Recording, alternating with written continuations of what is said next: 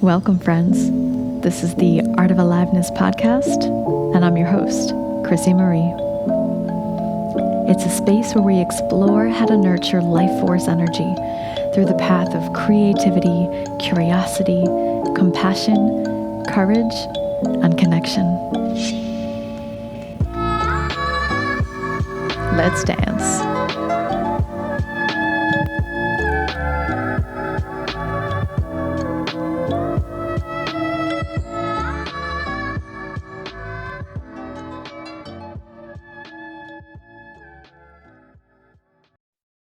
All right. Hello, my friends. I'm back again. And I have a guest today, a special guest. And I wanted to share, some of you may have heard me talk about my journey with plant medicine. I'm sure I've talked about it on previous episodes. I couldn't tell you which one. But back in, I believe, 2017, 2018, I journeyed down to Peru for 10 days to sit with ayahuasca. And it was my very first experience with not just plant medicine, but really any substance of that nature where you go deep into a journey. I just kind of went right for the level 10 experience.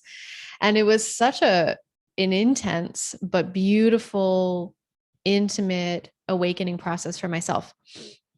And maybe we'll touch on parts of my journey as we chat.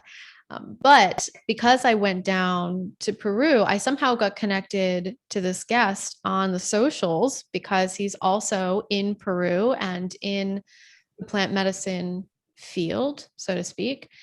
And then we just recently connected on Facebook after being like in connection on Facebook for maybe 4 or 5 years. I'm not even sure. And we jumped on a casual conversation and found out we have a lot of really lovely parallels. We also know he knows one of the women that was one of the facilitators of my plant medicine journey, Cece, dear Cece. And yeah, I'm excited to introduce him, to have him tell you his story, to share about what he does in terms of facilitation and how powerful his medicine is. And we're going to also explore some little offshoots of the power of song and voice and music medicine as it relates to ceremony and healing, which those of you who know me know that's really up my alley, but also just in general, what the process of taking a medicine journey is like. So welcome to the podcast, Joey. Please introduce yourself and, share anything that feels relevant for the people to know today about who you are and what you're up to. Great. Well, thank you, Chrissy. And yeah, it's my pleasure to be here on your show. And thank you for having me once again. And yeah, as you had mentioned about your foray into the plant medicine and ayahuasca world down in the Amazon here in Peru, I was actually affiliated with the retreat program that you participated at. And I used to lead guided tours, except here in the Andes region, the Cusco area, and to Machu Picchu and places like that, and guide people also in my own medicine ceremonies with the plant medicine Wachuma. So I think it was through that, and probably you connecting, on social media with your facilitator, Cecilia, and that group of people that we somehow became Facebook friends. But yeah, now after 5 years, we're actually having real human to human interaction. But, everything is about timing and the divine timing. Yeah. So for everybody out there, my name is Joey Greestone. I am originally from the United States, but I have been living in Peru for the last nearly 13 years and working with shamanic plant medicines this whole time. In fact, it was a really powerful calling that I received years ago that made me know basically that I was going to become an apprentice in the shamanic world here in Peru, in the Amazon specifically, and then later become a practitioner myself. So yeah, I initially began my journey in the jungle, in the Amazon jungle, with the ayahuasca medicine and the other Amazonian plants. And apprenticed for a number of years there, learning the Amazonian style of shamanism and healing. I also managed an ayahuasca camp for a while and moved around quite a bit. So I had a good variety of experiences in those days in the plant medicine world, also getting a feel for the way the culture is there and yeah, and everything that comes along with that. And then in, I guess it was about 2013, my path shifted to the mountains, and I got called strongly by Wachuma, or it's also called San Pedro. It's a cactus native to the Andes and also a powerful plant spirit medicine. And I was receiving some very powerful calls through that medicine because I was going through some hardships at the time. And I had some really very clear and powerful dreams where I felt the spirit of the Wachuma medicine calling to me to work with it. And then after some time, yeah, that became my main medicine. And now after years, that is the medicine that I offer. And you can call me, or I would call myself, a Wachumero, which is a practitioner of this medicine, and I lead ceremonies. Basically, the medicine, for those out there who don't understand how it works, the way that the medicine is taken is in a healing ceremony, which with Wachuma is an all-day event that we conduct outdoors. And so, yeah, I do these ceremonies, and I also do ceremonies as part of a larger healing retreat, which is a program that I put together that includes 3 Wachuma ceremonies, which for whatever reason seems to be kind of the magic number to complete like one treatment with the medicine. And so whatever kind of body of work or things that need to be taught, learned, to come up and complete, usually 3 ceremonies is the number to do that. So that's why I conduct my retreats with 3 Wachuma ceremonies and other activities that are, you know, what's the word I'm looking for? Yeah, like kind of that support the overall healing process. So we do other activities. There's plenty of rest time and so forth. But yeah, that's what I'm up to mainly. That's who I am, and connecting with people and helping people to heal really on very deep levels, core issues, core traumas, things that create blockages that really hold us back from being fully alive. I know your podcast is called The Art of Aliveness, so really we're talking about getting to the energetic core of the things that prevent us from feeling fully alive through this plant medicine work. Yeah, fascinating. I have like 1,000 questions. I'm gonna just start backwards from the one that just popped up, which is how does Washuma facilitate a process of aliveness? How does it support people in moving through trauma, just from Yeah. your experience? Yeah, absolutely. So the understanding, like the shamanic understanding of healing in the world or illness, is that before anything occurs physically, we're going to have these like subtle energetic roots that occur in one of the different levels of our being. So for example, we're not just purely physical, beings that have physical bodies. We have soul or spirit, we have an emotional body, we have a mental body, and so forth on up to the most dense being the physical. So Wachuma and other plant medicines of this nature go in and seek out where we have energetic roots and remove them. And some of those energetic roots will be kind of like spiritual, energetic, like scars, if you will, from traumatic events and things like that. So these medicines go in and they work in ways that really like we can't fully understand. You can't understand them in a scientific way, and even like from the shamanic understanding, we just know that they work. The real magic of it is it's just that it's magical, and it's divine, and it's clear that these plants are put here, from the higher power, however you wish to call that, so that the people can heal themselves and really find themselves. So through removing these blockages, through removing these energetic roots that I mentioned, our bodies down to the cellular and even to the DNA level will rewire themselves and will heal themselves. Like our bodies heal on their own. So we need to get rid of the blockages that have been preventing our bodies from really like healing and getting back to a more divine and healed and pure state. So when the things are taken away, we're able to access happiness, access joy, and just really we're just accessing more of what our true nature is. Mm. I hope that answers the question. Yeah, So yeah, therefore you will feel more alive, you will feel, you know, um, greater states of joy. And yeah. yeah. Well, I think also what's important to note is that piece of doing it in healing ceremony, because the set and the setting and the people you're around and the intentions really create that healing container, right? These are not medicines that you would ever do recreationally, right? This also is like a very sacred lineage that you've studied and have prepared. You continue to study, and I'm curious, how do you know when you're ready to facilitate versus study under people, or are you still studying under people as you facilitate? Yeah.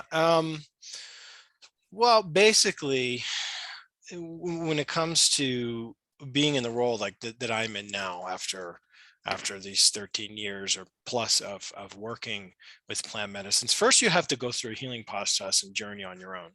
With plant medicine, you learn through experientially through taking medicine. The medicine will help you to heal, right? And in time, it's also teaching you. So as you learn how to heal yourself in time, um, and you'll be under the tutelage of a human master, a human teacher for a while. Um, yeah, you get the ability or the power or medicine, as they refer to in this world, like medicine being power, energy. The ability to facilitate that healing for others, Mm. right? um, but then when I want to make a distinction too, though, with the word facilitate, because in the plant medicine world, you can come down and attend a retreat, and the shamans or the curanderos or the healers that are working directly, the ones who are overseeing everything in ceremony, who are like the doctors that work with the plant spirits, so to speak, are one thing. And there may be other people that we refer to as facilitators, who are not, the guy or the lady that's offering the cup of medicine and doing the shamanic work, but they are people, typically if you're coming from a Western industrialized nation background, coming down to a place like Peru, people who come from those backgrounds that have been working with the medicine for a period of time, that understand the psyche, the Western mind, and so forth, and kind of act as a go-between between the participants and the native shamans, right? Yeah. In my case, I'm both of those roles. I'm not a native shaman in the sense that I'm native to Peru, but I'm acting as the wachumero, the curandero, the healer, and also as the facilitator, because I come from the United States. So I do have the understanding of the Western mind and a lot of the unique traumas and issues that people coming from industrialized nations bring in, with respect to addiction and basically, the traumas that we experience from growing up in those environments. Mm. Um, so yeah, after a period of time, and it's usually years, it's usually many years, 5 to 10 years, if you want to be a really good healer with plant medicine, then you can begin to practice. Um, yeah, but ultimately it's spirit itself, that kind of gives you the stamp of, when you're ready. And yeah, that's the Cliff Notes versions of that and how that Yeah. works. I hope that's Yeah. helpful. Yeah. Well, I know each of these questions we could talk like an entire podcast on each of these questions that I'm asking. So For sure. Yeah, um, yeah. I'd like to, yeah, no, you can go as deep or as Cliff Notey as you'd like. Um, I would love to chat about the role of music and voice and the medicine songs that you bring into ceremony. Can you start Sure. speaking to, for people who are completely new to plant medicine ceremonies, can you just give a Cliff Notes version of that and then what your role is with that? Yeah, absolutely. So here in Peru, amongst the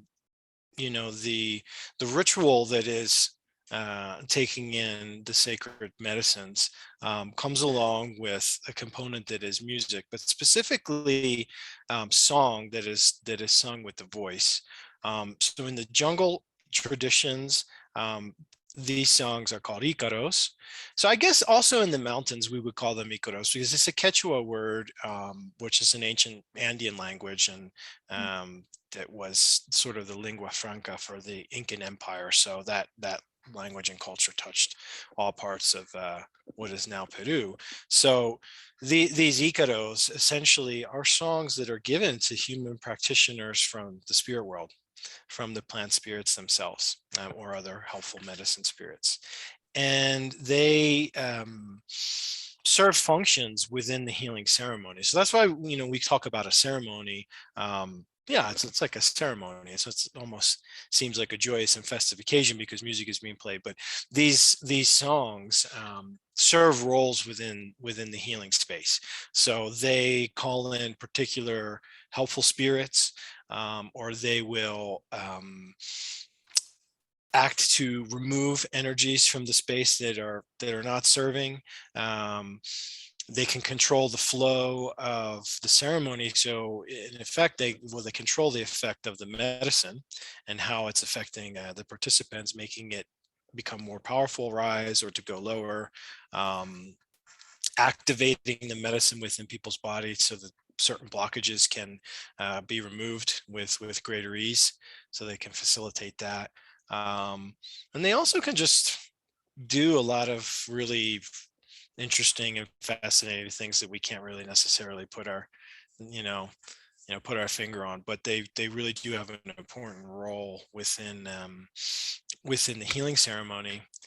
And there seems to be something too with the the sound vibration, like the vibration of the voice and the way the words are sung or articulated, or many of the Icaros are not even actual like words as part of a language. They're more of just like sounds and chants that really just activate the medicine within the participants.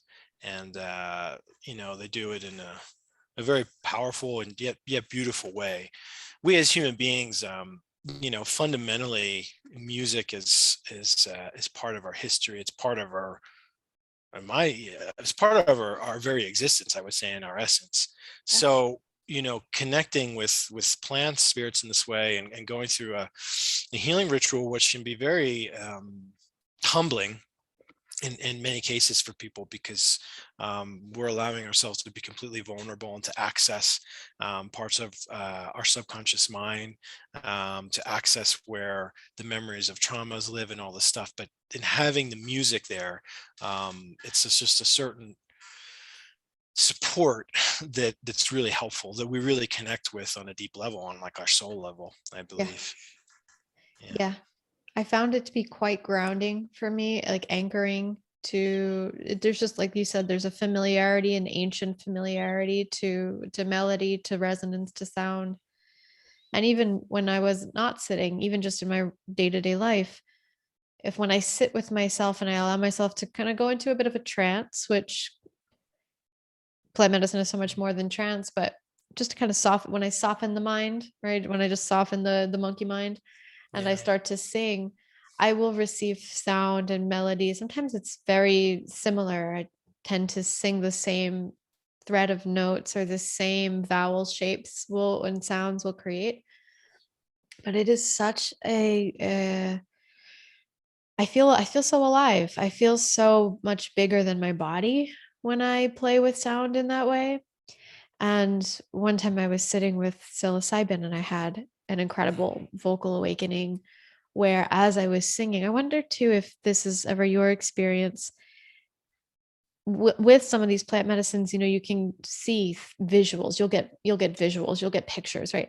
And as I was singing with this medicine, it was like I was visually opening up portals, and the visuals were changing and morphing as I was singing. There was this like synergy between the journey I was on and the sounds that were coming through. Yeah. And it felt like the sounds were facilitating just something incredibly beautiful. And I just wonder if there's a similar experience for you at all, if you're like in the visual field and watching it change with sound as well. Absolutely. Yeah, absolutely. And that happens for me in my experience when I'm leading ceremony, but it's also certainly happening for the participants or the patients. And oftentimes we'll see both the same thing, you Yeah, know. fascinating. So it's not like, and sometimes it's unique as well. because there's something that can be going on energetically, and then there's the visual representation that the medicine shows us in our minds. Right. So it's like the core thing is the same, but the vision, the way I see it and the way my participant might see it might be slightly different, but it's pointing to the same, in the core energetics there. Yeah. But yeah, the singing of the songs, at least in my ceremonies, I consider them an important part. It's just the way I learned. I've been singing all my life, and it's something that I really, love to do and enjoy doing. But so I guess when I was called to this path, and music was a big part of it, the singing was a big part of it, the voice, it was well suited to me. And at least with Wachuma, at least how things are, and that my understanding of them, at least what I observe in this area with people conducting Wachuma, is that there may be some people that conduct the medicine and have like song be a part of it, but I haven't really seen too many scenarios where people are actually using ikaros specifically, like from given by spirit, to facilitate the healing with Wachuma. And here in Peru, there's a lot of variance between how practitioners conduct the Wachuma healing and ceremonies, compared to the ayahuasca world, which seems to be a little bit more universal and the same across the board. So, I'm hoping that what I offer in my ceremonies is, the most comprehensive and healing and supportive that it can be. And the song is just so important for that. Because it does have that grounding effect that you mentioned, like especially when the medicines are beginning to take effect. So you're going from your normal, just awake consciousness to the effect of these, entheogenic or psychedelic medicines. And the mind can kind of tend to wander, or you start to get nervous or think about things and all that stuff. And having song there, so in the beginning, phases of the ceremony, it gives your mind something like positive to like focus on. So I always, express this to the participants: hey, like when I'm singing, especially in the beginning, focus on the songs. Gives your mind something to attach to that's positive, much in the same way that mantra and chanting can be used, like in other traditions, like Eastern traditions, as a form of meditation. The mind just focuses on the mantra, and then like the monkey mind aspect that's like all over the place centers. So these medicine songs can serve that function as well. Yeah. Yeah. Well, that's such a real thing, the monkey mind. And I remember my first two ceremonies of Aya were very intense, to the point where I almost did not go back for the last three because they were so uncomfortable and I couldn't make any meaning out of them. And fortunately, I did go back for a third one. And it was in that third one that I received a mantra that was incredibly helpful, that has served me not just in future plant ceremonies, but also in life in general. Yeah. And that mantra is thank you. This makes sense. I get it. I love you. And I would, anytime something would get real weird in the experience, I would reiterate these words, and they had a certain quality, this beautiful, like organic, alchemical quality, where I fully understood as I was saying these words that these things that felt dark in ceremony or confusing in ceremony were just elements of myself that were asking for love and acceptance. Right. And so, and even if I didn't understand why I was seeing something a certain way, what was more effective for me, instead of trying to figure out the why something was happening or why I was seeing something in a ceremony, I would just say, this makes sense. I get it. Even if I totally didn't, right? I would just signal to my subconscious that there was a purpose, because that was really the only thing that felt regulating in those moments. And so I wanted to ask you about why you created, why your retreat is in the format it is. You said 3 ceremonies feels like kind of the Goldilocks zone there. It definitely took me 3 ceremonies to get on board with plant medicine in general, and to I feel like get what I wanted from it. But with the caveat of everybody's experience is completely different and unique. Oh my gosh, you've got a fluffy cattail in the corner of your screen and it is super cute. Oh, come here. She didn't want to make an appearance. Just little cattail cameo. Yeah, that's Sage, my medicine cat. Maybe she'll make an appearance So before we're cute. done. Oh, but yeah. So so to answer that question, I could go back to like my experience when I first started my apprenticeship with ayahuasca and the jungle plants. Is that the thing that was becoming popularized then was the concept of the retreat, right? And the reason that I think retreats became a thing was because, the ayahuasqueros usually will never just say to a person, um, okay, let me backtrack. It's most common that more than one ceremony will be required to complete a treatment. I mean, I'm not going to say that they'll never say, no, you can't just do one. But the thing is that the treatment is progressive, and especially with ayahuasca, for example, it's going to take more than one ceremony for people to break through, because we're coming in with lots of like a backlog of like energies that need to get purged out, right? So your first couple ceremonies, even up to 3 ceremonies, can be unpleasant, while all this like back energy, like the back purge, that was a term that was introduced to me in the very beginning, needs to like come out.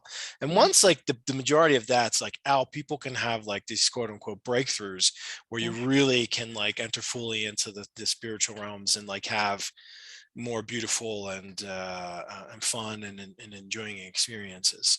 And it's because it's just the way the medicine works. Like it's progressive. So likewise with Wachuma, it's progressive. They're a little bit different, these two plants and how they work. But after I left the jungle and began my path with Wachuma, and then began leading ceremonies.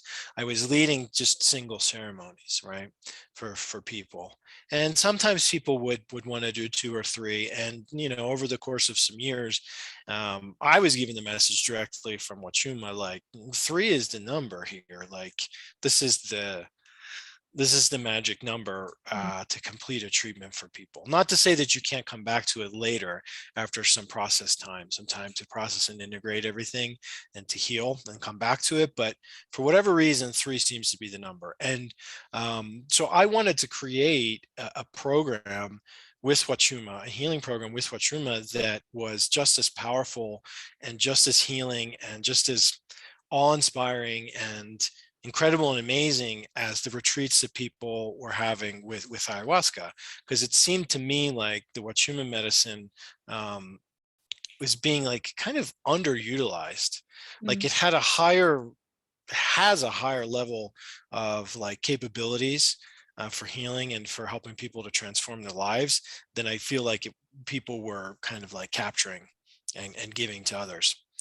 And for most people who are coming down here, you might have only 2 weeks, you know, to do all of this. So a retreat format is really kind of convenient in that sense. Like complete your treatment, transform your life in the 10 days, and get the most out of it than you can. But even still, I offer single ceremonies. I have a lot of people that are just coming through this area because it's the Cusco area.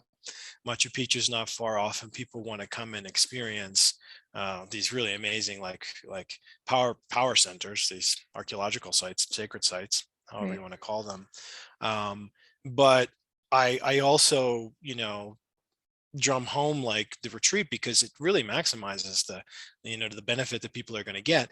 And for whatever reason, it's like the 3 ceremonies in retreat format done in that way where you can disconnect from the stressors of your life and have these other like integrative activities and the group shares and time to talk with me one-on-one and to process facilitation. It seems to be that like it's great, it's like greater than the sum of the parts. Like you can do 3 ceremonies with me over the course of 6 weeks or something if you happen to be in the area or years, but when you get that 3 in the course of the 10 days and the way things are structured, it's much more powerful. Yeah, Yeah. it's much more powerful and beneficial. So yeah, it's something that I want to promote for people because I believe in the work. It's transformed my life. You know, quite drastically. You know, I might not even be sitting here if it wasn't for plant medicines. Hmm. You know, I can say that with a certain level of like certainty. Who knows? But you Yeah. know, I was able to heal myself on very deep levels and turn my life around and find a sense of purpose. Mm. So now, as a result of going through that healing journey Yeah. and going through that the hero's journey as well as part of it, yeah, now it's time to give back. And that's how it works. Like when someone heals themselves, they're gifted with a capacity and an energy and an ability to help others. Yeah. But, you know, at the same time, we don't heal other people as such. You know, we serve as catalysts, as antennas, as, you know, energy. We hold the space, for other people to do the work on themselves, you know, Yeah. with the help of spirit, with the help of the medicines. We can act as guides. But there is a vibration that someone who has done a certain amount of healing work on themselves that they carry, Yeah. and that field that they command, because we all have, you know, auric fields.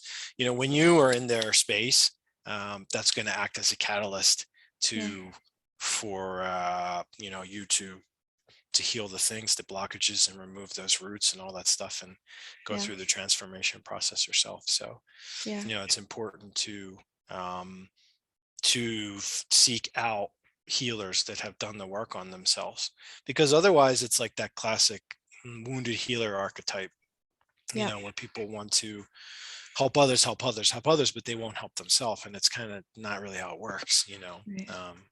We heal ourselves, and then it serves as you know, a catalyst for others to do the same.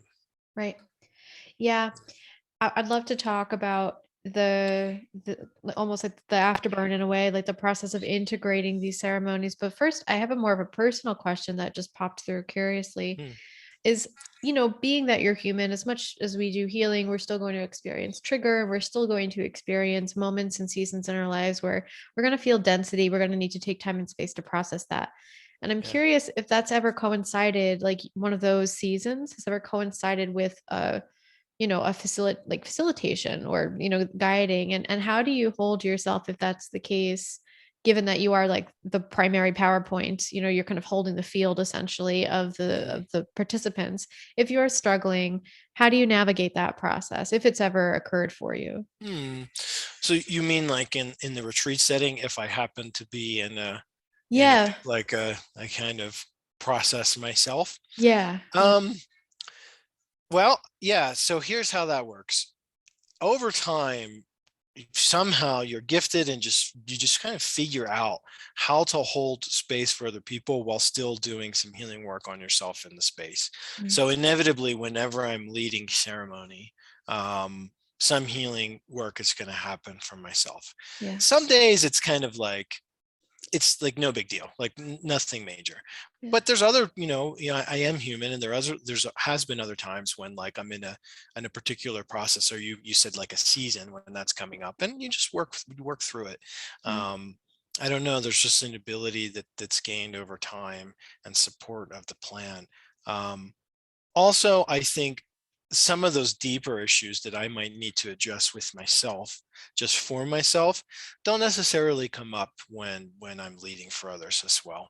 Yeah. Um, the spirit of the medicine is aware of like what's going on. Like I'm not going to like get rocked in the space, so to speak, such that I can't hold for others. Right. um, if for whatever reason that I was going through a significant hardship in my life, it doesn't matter how much stuff, healing work I've done in the past, like life still happens. Like a loved one could be lost or whatever.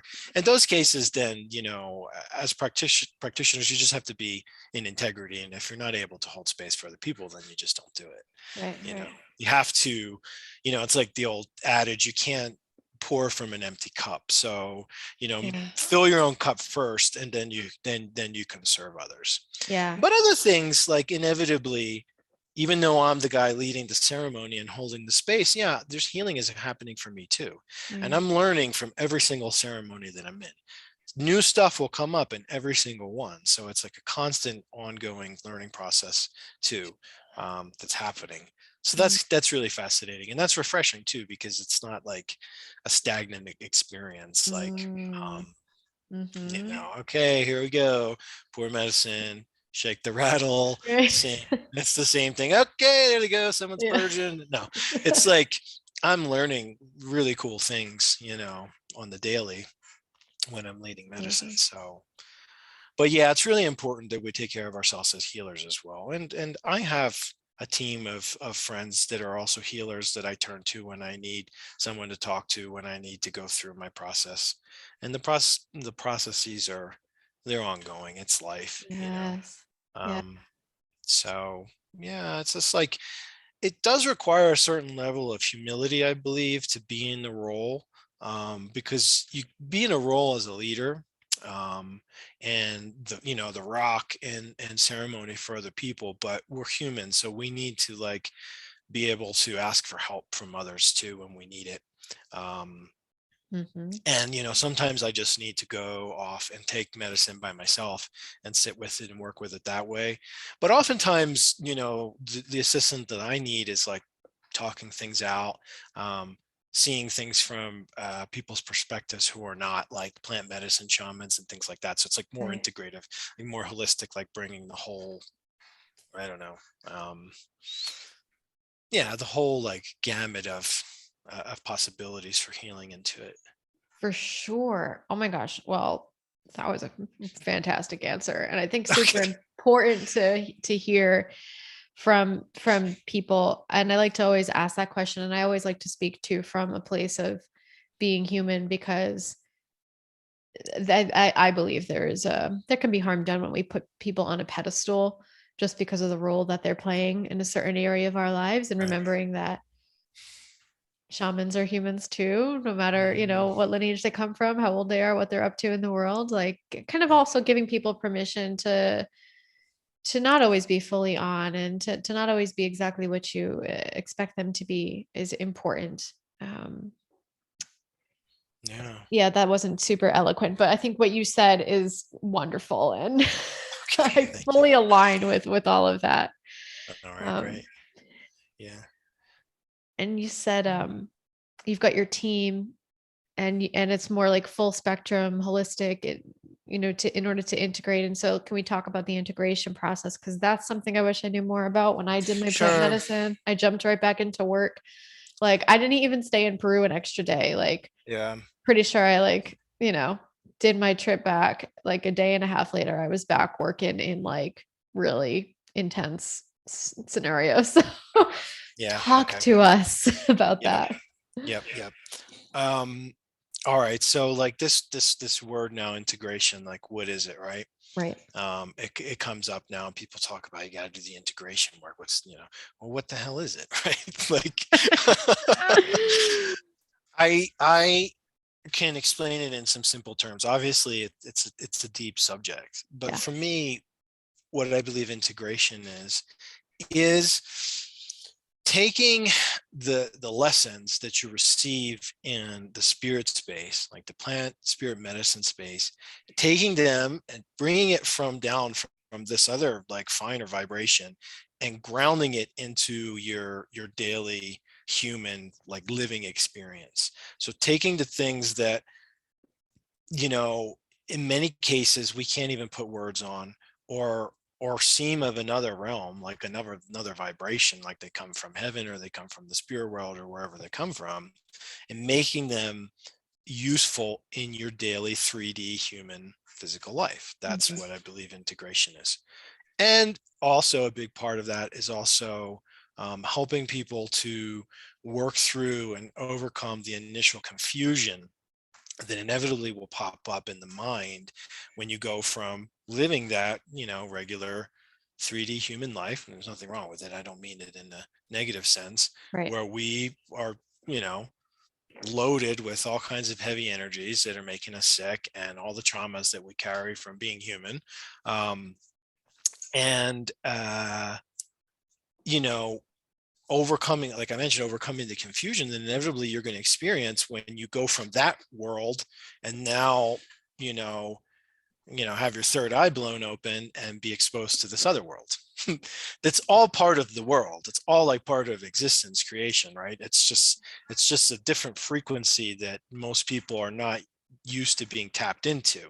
So when turn the dial and change frequency to tap into this world of spirit, we'll just call it for now, inevitably there's confusion that comes up as a result of that. Like, what the hell is this, right?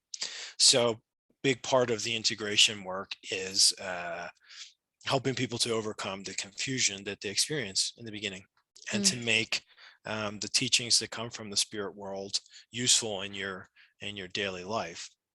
And this is a process because things are happening on a number of different levels.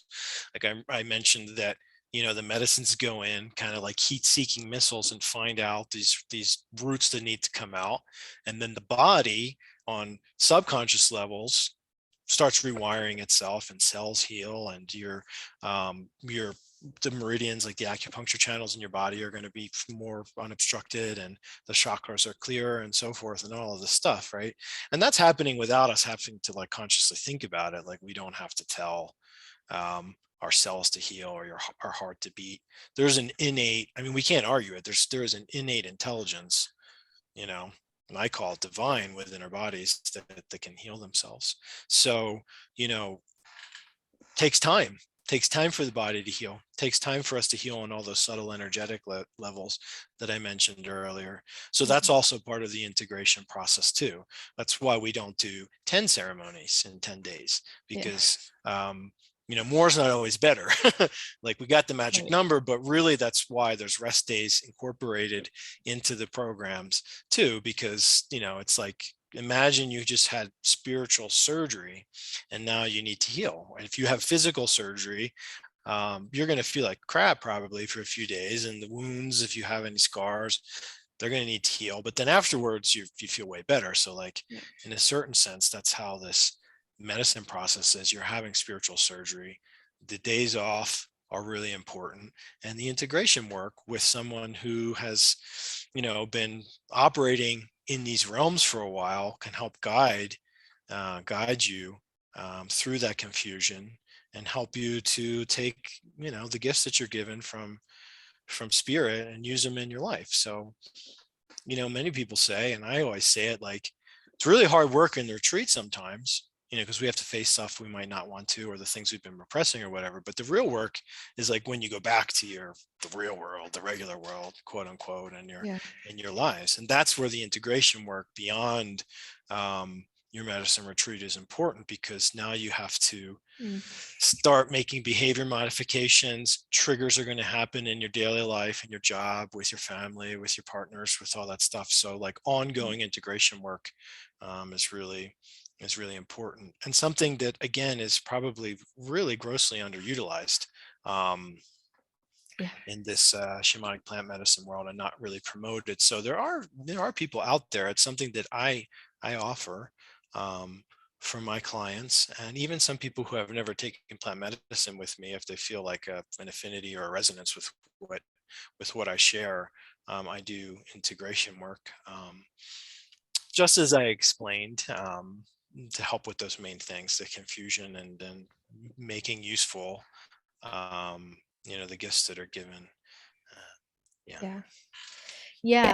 Well, one of the things that I've seen, I'm getting a little weird feedback. Are you hearing that, or is that just me? I think it's gone. Okay, good. Okay. I was getting a little robot voice, and I was like, "Ooh, okay, okay, we're dimension hopping already."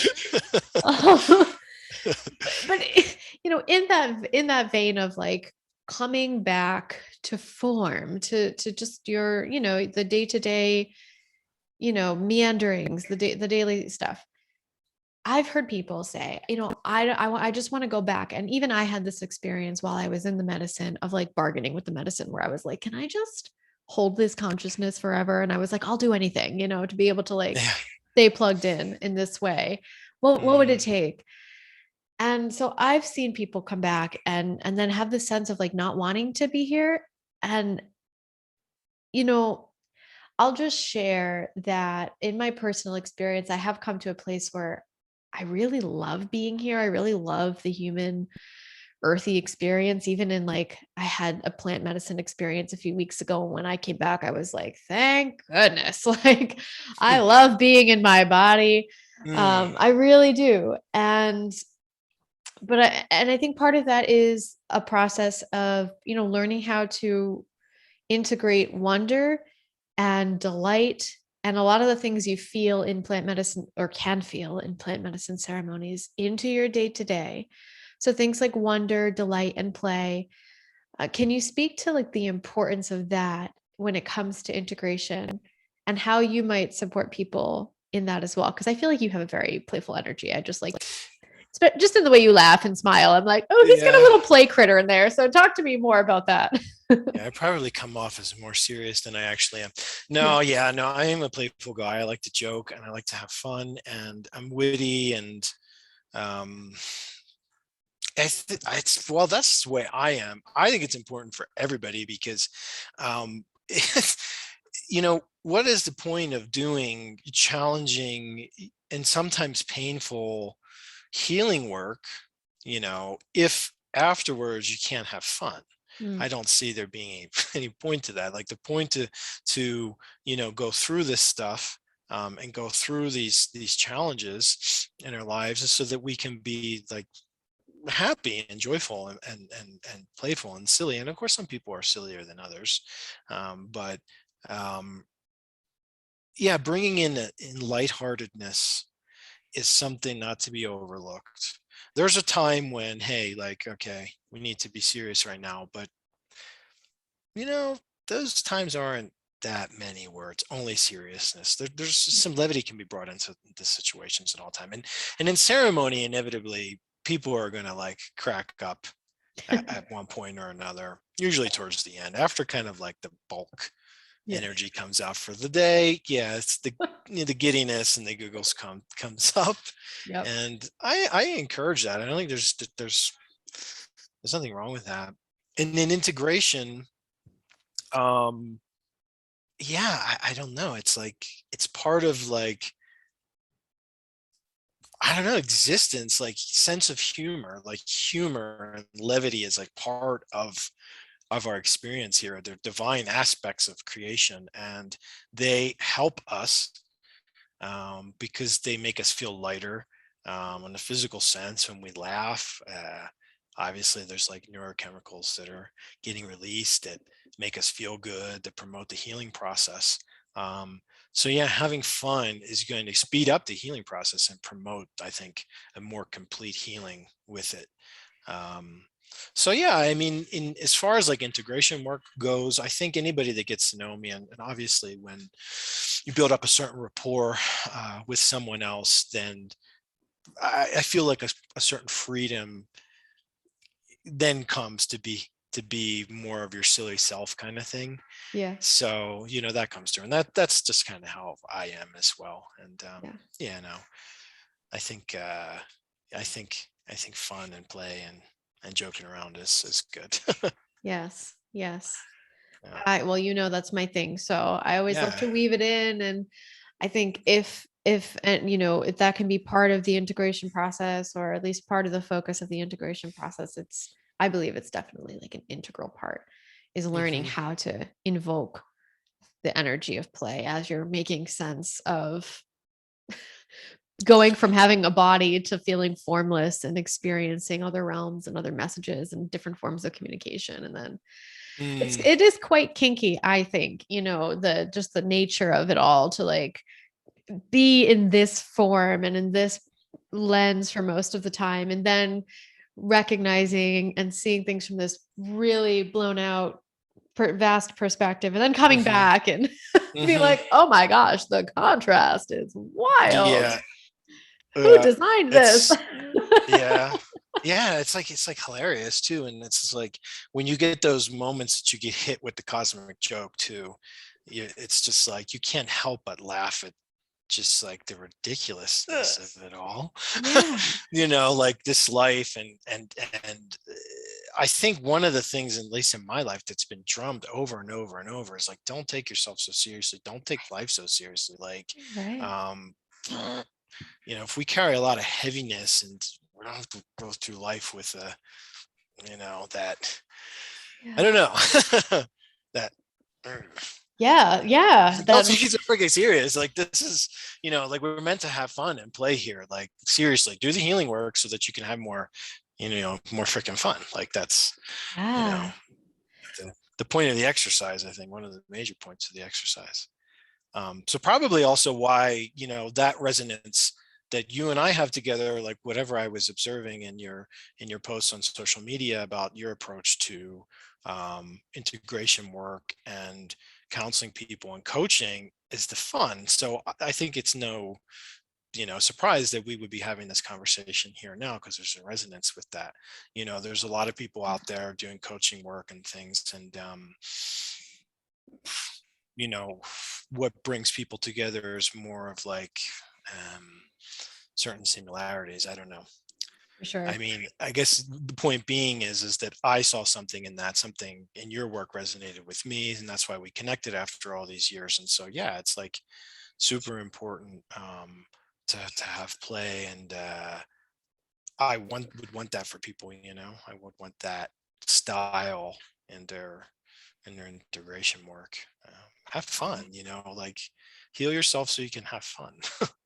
For sure. If there's one Yeah. thing that I took away from the plant medicine journey is that I am creating my experience with every thought, with the way I'm focusing. Like I have so much agency, like to the point that it's like it can be overwhelming the amount of agency we have, and sometimes that can shut people down, even just the Mm, vastness of their own power. It's like that whole concept of right. we Yeah. don't want parts of us don't want what we say we want because of the level of power and responsibility it comes with and all of our reservations or conditioning Hmm. around that. But yeah, so it is a grand process. And one thing I would say, maybe you'll echo this, maybe not, is not to go into a retreat with the sense of like I'm broken and need to be fixed and this is going to like fix everything for me and like give Mm, me the meaning of life, and just like putting this really big expectation on the process. I'm curious how you feel about that, and like if there is an intention that you like to offer people who might have like really grandiose expectations. yeah. Well, I think that's a good philosophy. It's like I don't think it's ever really a good idea to view ourselves as broken. Yeah. Um, one of the highest truths, and maybe I don't know, one of the highest truths in creation is that your creation is perfect, actually. Mm. It's perfect.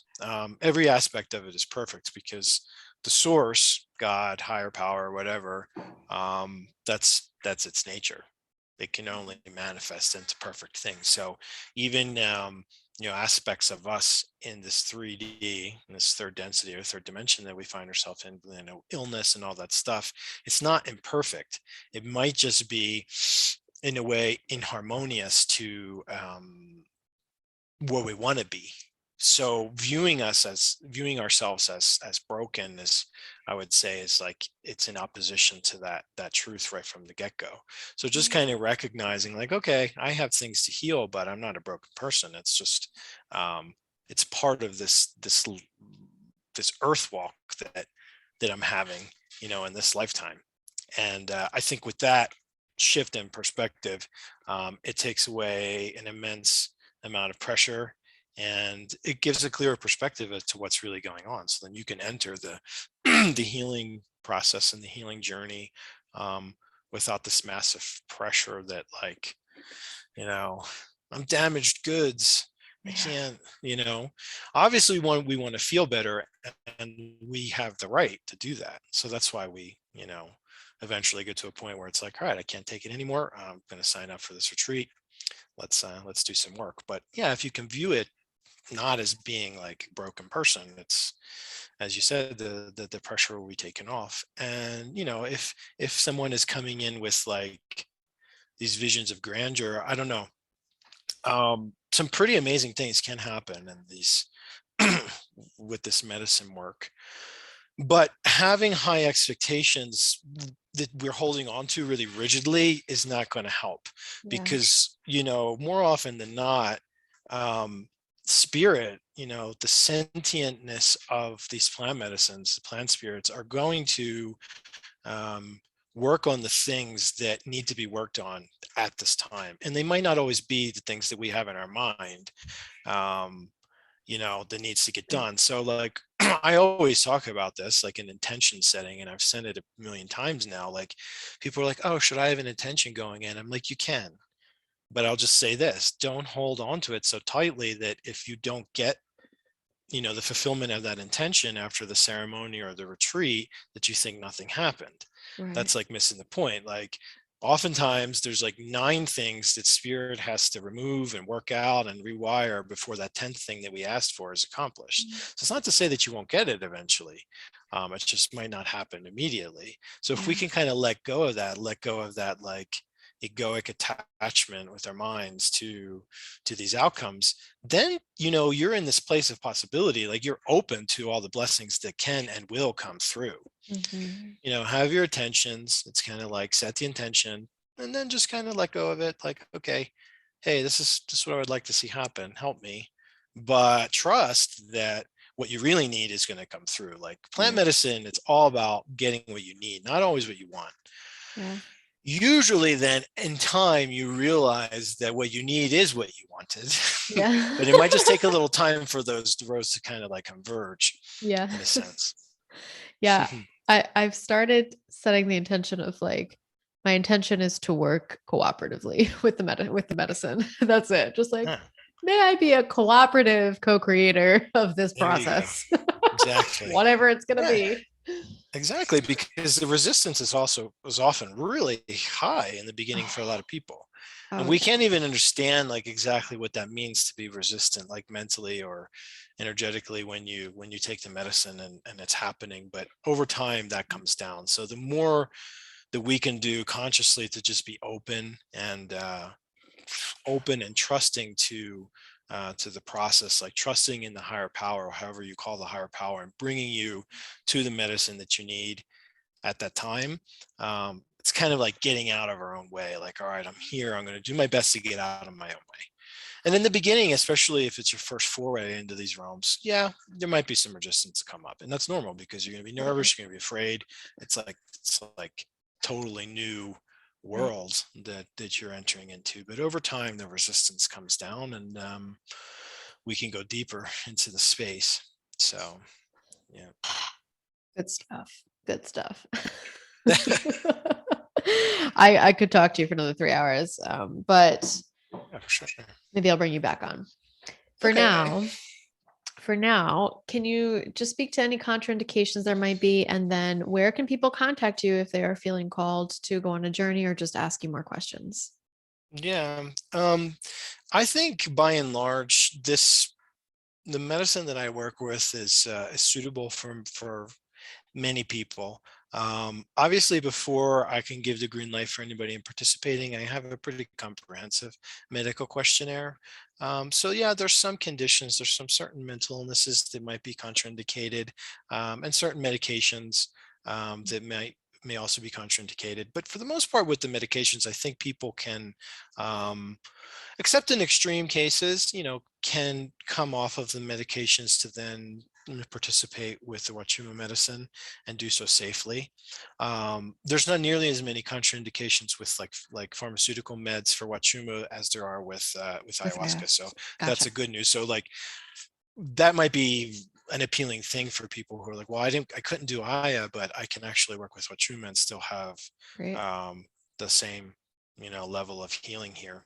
Um, so that's a possibility. And go ahead, please. Yeah. I meant to ask this earlier and it slipped my mind. What would you say is the primary distinction between Wachuma and Aya? In what terms? Like in how they operate, or Yeah, like why might one decide to choose one over the other? Okay. Is it a calling Um, or what is it? yeah, that's part of it. The calling. Ultimately, they can and will accomplish the same things. Yeah.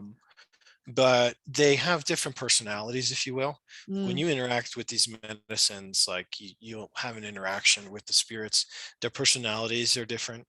Um, I would say that ayahuasca can tend to be a little bit more in your face with the visuals, just in your face. But Wachuma, at least with the way that I prepare my medicine, which um, by whatever stroke of fate or blessing that I've been guided to make the medicine in the way that I do, it's very powerful. And so you can get very powerful visions or visuals with it. Um, but the spirit's personality is a bit different. Ayahuasca can kind of be like, grab you by the ear and come here, you, and you got to go here, and that's it. You don't have choice. Where Wachuma is more like the just kind of like chill grandparent. Like if you're going to be rambunctious kid and you don't want to listen, then he'll wait until you're ready, and then like, okay, you see this, we need to take care of this when you're ready. But then no, you go and do it. So that's the difference. Love it. And another difference is like ayahuasca typically and historically is conducted at night inside a maloka or a hut in the jungle or wherever else now that it travels to. So you begin in the evening, the ceremony lasts 5 hours or so, and then you go to bed. Where Wachuma, we conduct all day. So we begin in the morning, take the medicine at about 10 in the morning, and then the effects last much longer. 10 to 15 hours, with the strongest effects being like for the first 8 hours or so, which is what I call the circle portion of the ceremony. So I close the circle, we make a fire, and then we enjoy some tea and snacks, and then a soup dinner, and then you're kind of coming down from the effects until you go to bed. And yeah, it can be a little bit more undulating, like wave-like with Wachuma. Strong for a while, you think it's over, and then something will bring on another wave, and so forth. Um, but ultimately, they're going to accomplish the same thing. Some people feel an affinity to one or the other. Some like to work with both. Um, I think it's important. That's why I like to talk about the work I'm doing, that people know about Wachuma and know that at least in the way I'm conducting, that you can have an experience that's on par with the ayahuasca healing experience.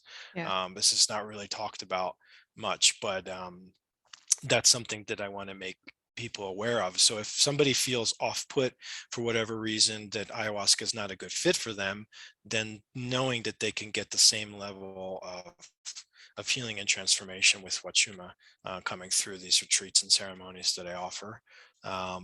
Or if they've done ayahuasca work and want to have a new experience with a different, medicine, a different plant ally, then here it's an option.